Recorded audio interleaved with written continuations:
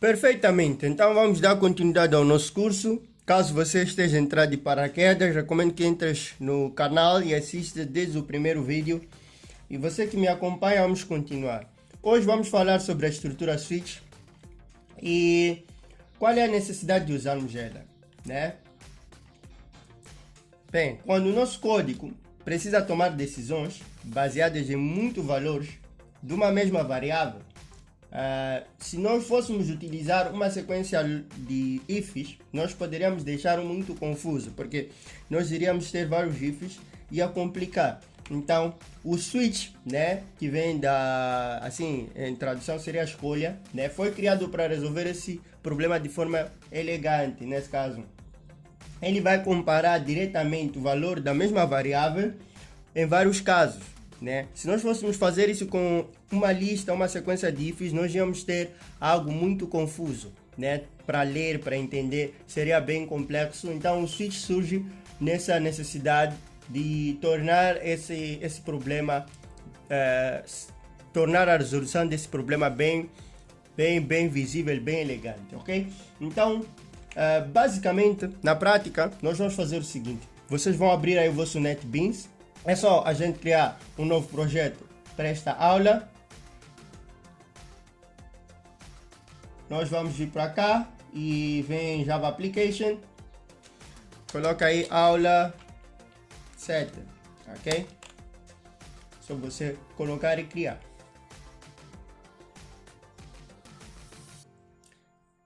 Perfeitamente, criou aqui o nosso projeto. E deixa só aumentar o tamanho do texto para vocês poderem visualizar bem. Vou fechar aqui um output por enquanto. Então temos aqui o nosso script. Eu vou herdar algumas coisas lá da aula passada, né? Vou herdar o scanner, né? A importação do scanner. Vou fazer um copy paste aqui. Vou fazer também a herança de algumas coisas aqui do print para colocar. E venho para cá. Exatamente isso, e dessa forma tenho aqui o scanner, ele já está aqui com essa variável de nome entrada, e aqui no caso eu vou dizer digite o dia da semana, em vez de idade vou colocar dia da semana, que é para fazer, né, uma demonstração do switch. Então aqui eu vou colocar dia, né? Então a pessoa vai escrever aqui qual é o dia. Então vamos fazer aqui o switch, que vai analisar os valores dentro dessa variável, né, dia. Então, switch. Depois nós vamos colocar aqui. Essa aqui é a estrutura do switch. O que é que acontece? O switch também é uma estrutura de condicional, né? É uma estrutura condicional.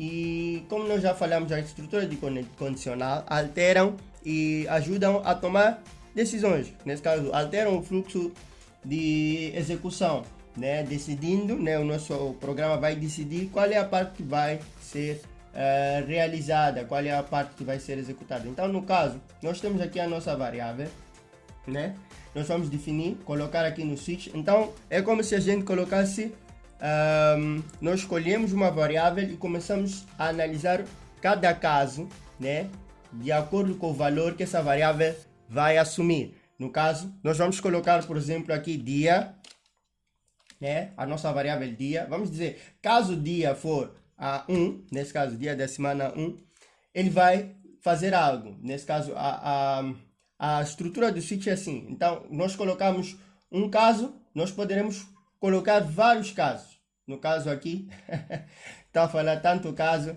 que isso aqui já está a ficar um caso mesmo complicado. Perfeito. É assim, eu vou copiar aqui este primeiro caso, vou fazer um copy e um paste aqui. É o seguinte, vocês notaram que não dá para repetir o mesmo caso, também é algo que vocês têm que ter em conta.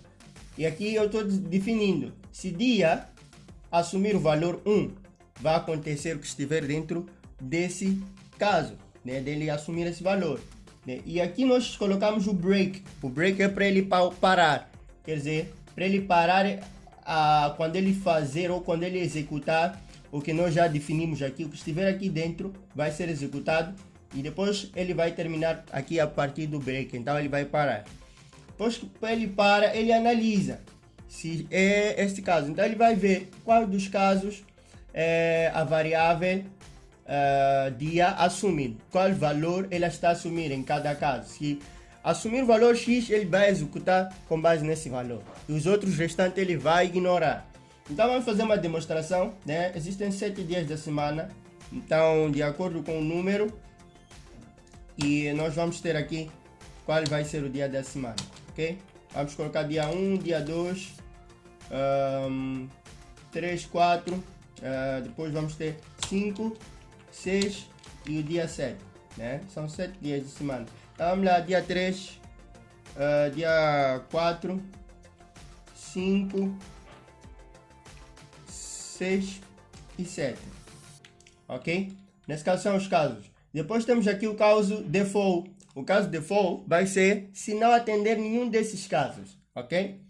Que ele vai realizar por default.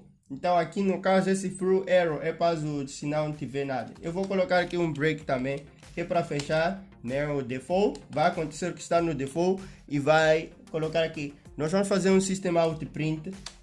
Aqui de primeira para o default, system out print.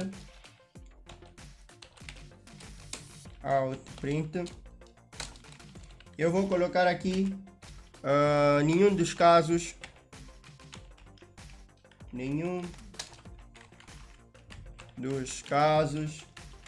foi atendido. Nenhum dos casos foi atendido perfeitamente. Dessa forma, então aqui eu vou colocar aqui caso 1 e vou definir também um system out. E vou dizer o seguinte, vou colocar domingo, né? Corresponde o dia, corresponde ao domingo.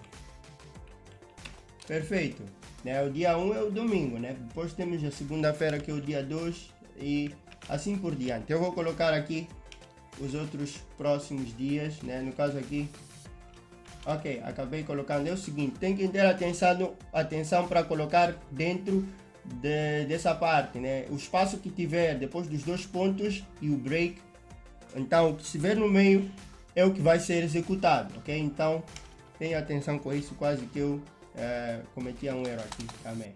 É preciso ter atenção, por exemplo, não é aqui, é aqui, ok? Vamos lá, vou preencher, né? Quinta tem, depois aqui a sexta, depois tem o sábado, que é o último dia da semana, ok? Perfeito, perfeito, perfeito, perfeito. Então vamos lá, sábado.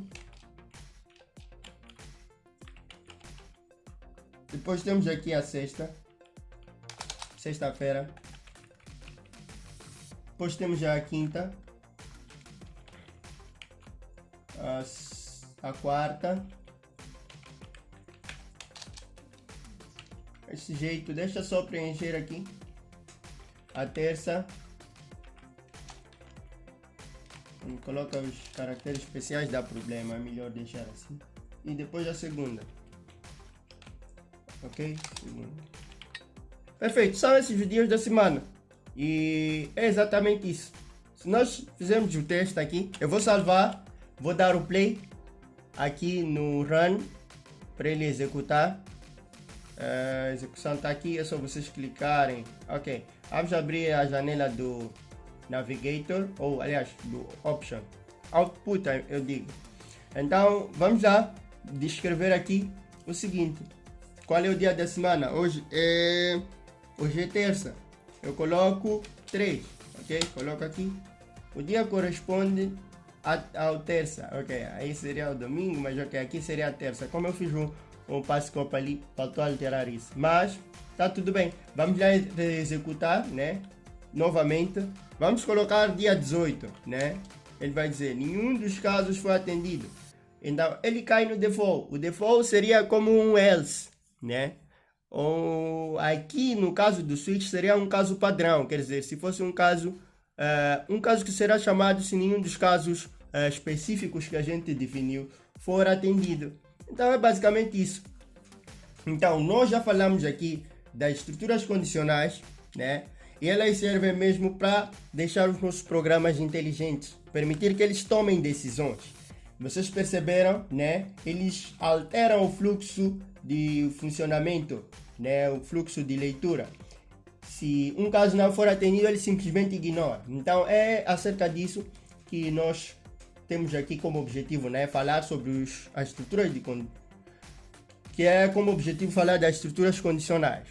E nesse caso, nós já falamos sobre os dados, falamos dos tipos de dados, falamos como armazenar esses dados, nesse caso as variáveis, falamos como operar elas através das operações, né, aritméticas, falamos das operadores de atribuição, falamos também sobre como tratar a entrada desses dados. Agora estamos a falar como, né, trabalhar esses dados, nesse caso tomar decisão a partir desses dados, ok? E é basicamente isso. Na próxima aula nós vamos dar continuidade e abordar mais a fundo acerca aqui desta linguagem. Espero que você tenha gostado. Nos vemos na próxima aula. Tchau!